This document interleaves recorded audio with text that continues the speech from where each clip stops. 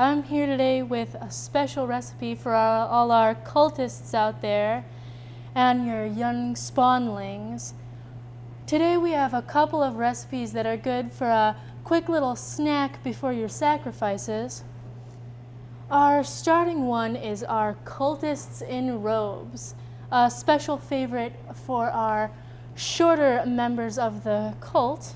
And this recipe should serve about 12 people, and we can just get started.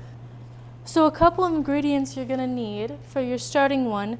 You're gonna wanna get your breakfast sausage packages and your croissant roll dough. It's a very simple recipe and it is very fun to do. So we have our croissant roll dough and our breakfast sausages. It's a nice spooky take on the old-fashioned sausage in a blanket recipe, but in this one you're gonna wanna lay out about 12, enough to fit in a standard muffin pan. And the most fun part is this nice little aesthetic. So you have to be very careful, and you cut your sausage lengthwise about halfway in. And you can see it cuts right, and you want to do the same thing right in an X. You just cut lengthwise again.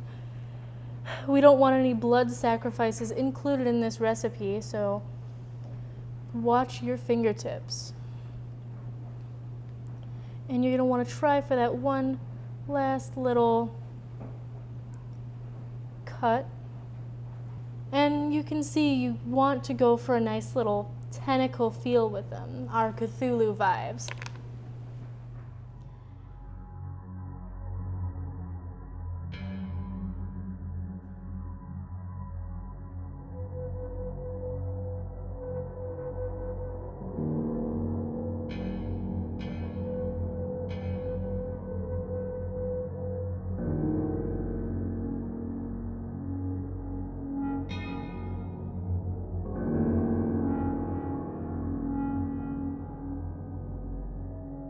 You're going to want to set these aside for a minute. Watch the extensive amount of juice. And now we prepare the dough.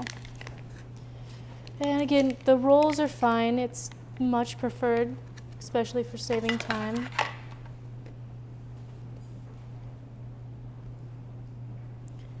You just roll out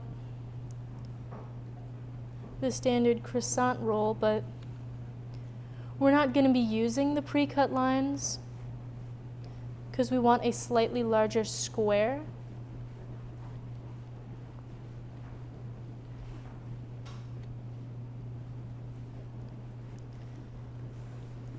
Instead, what you're going to do, take a little bit of flour,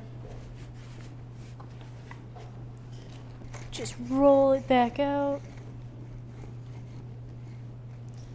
And again, they're very buttery, so it might stick a little more than intended, but that's why we have our flour.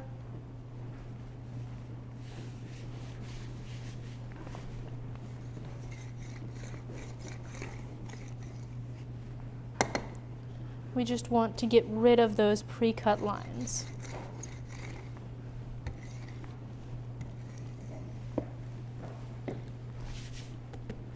And now that we've gotten rid of our pre-cut lines, we're going to cut these into squares. And make sure you have the sausages close at hand, because you want your squares to be slightly longer than the sausages themselves.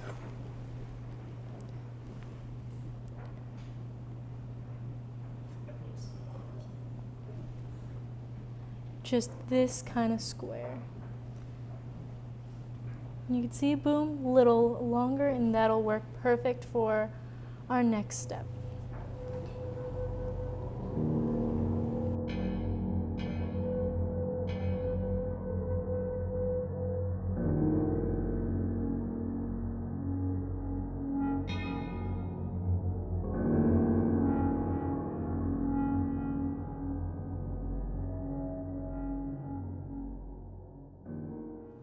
And when you do your wrap, you just place the sausage roll in the center of the square,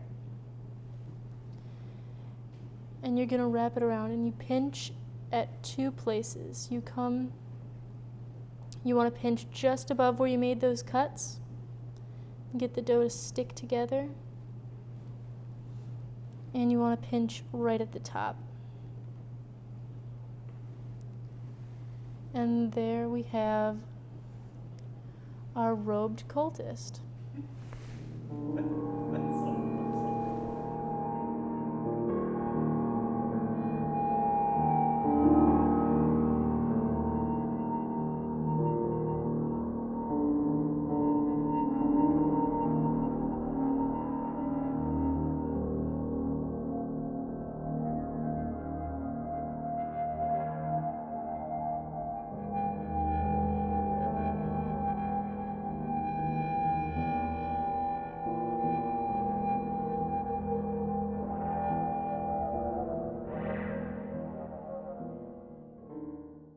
All right, now that all our cultists are properly robed and ready for sacrifice, we now get to spear them. And I know it sounds a little graphic, but it's really rather easy. You just put one right through their stomach, all the way through.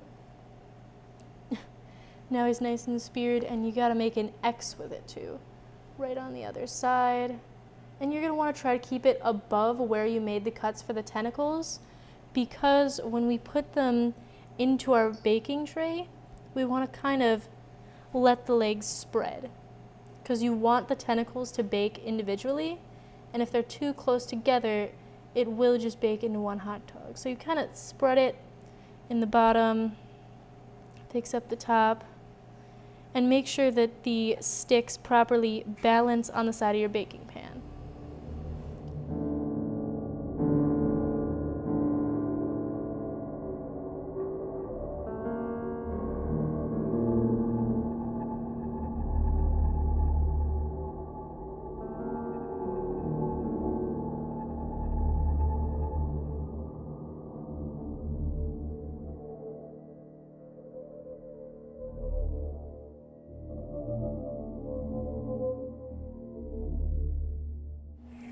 All right, now that all our cultists are nicely speared and ready for sacrifice, we take them over to your oven, and you're going to want to make sure it's preheated about 375.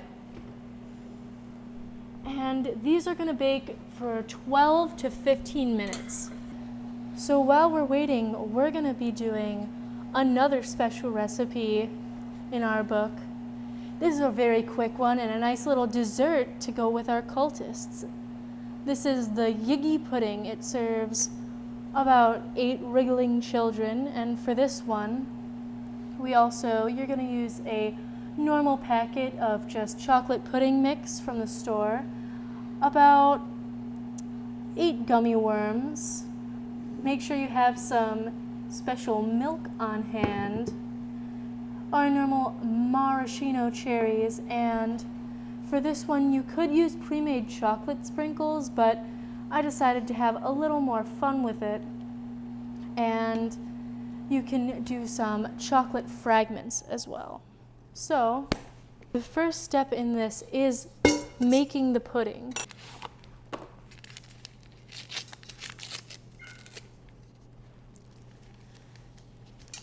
Get all the mix out.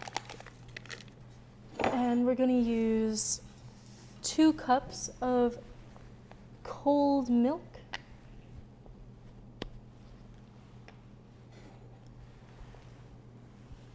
Always make sure you hold it level when you pour.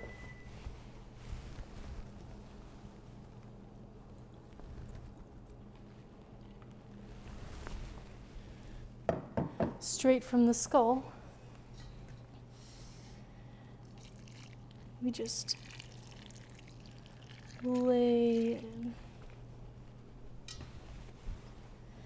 Now with our milk in,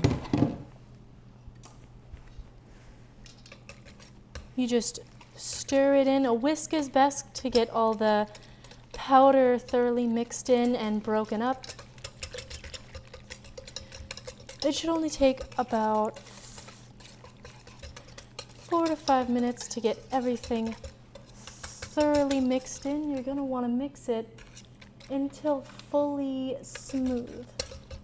While that pudding is chilling in the fridge for about 5 minutes, you're going to want to prepare your gummy worms. This is something that you want to, if you were having your youths help you with it, this is definitely a parental task. You just take up the sacrificial blade, go right to the head of our little serpents, and we slit their mouths so they can eat the world like Jormungandr. And you want to do this for all 8 of them. This will prepare them when our pudding is done and we lay them in their new homes.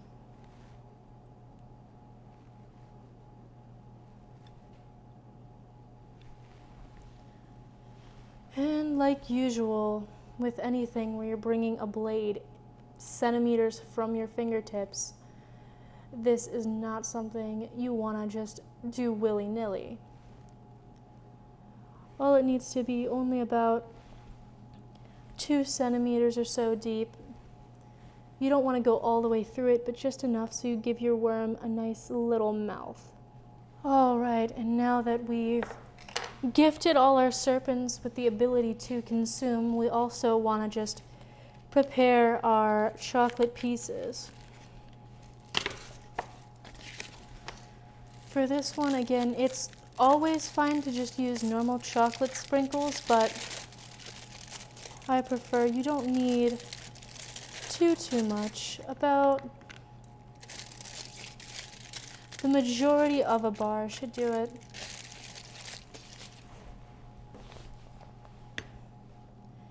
And we're just going to chop our fragments.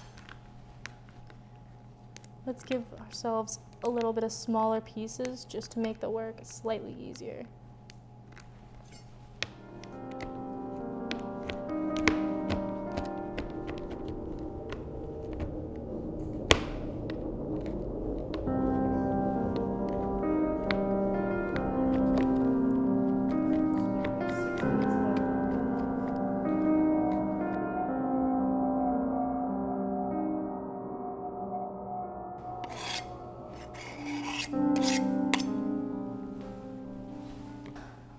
Now that our pudding's been cooling and we have all our other nice little ingredients prepared, what we're gonna do is just take a good amount of the chocolate we did and sprinkle it right into the pudding. It adds a little bit more texture than just chocolate pudding, and also just adds to that spooky dirt feel. And you're going to take each one. You also want to make sure you throw a couple maraschino cherries in as well. It's just a little bit of an extra spooky surprise. So you take and scoop each. I'm using a small ramekin bowl, but for children, it's also very easy to use a plastic cup and such, just to prevent breaking.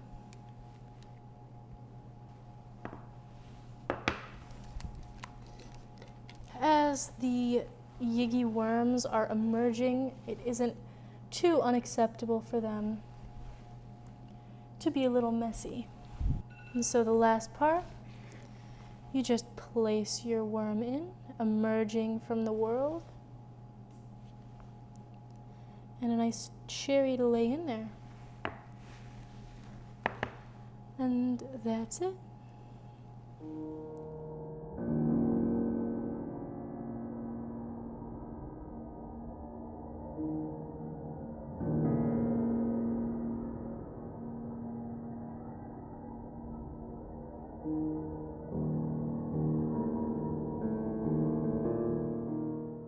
That will do it for today's episode.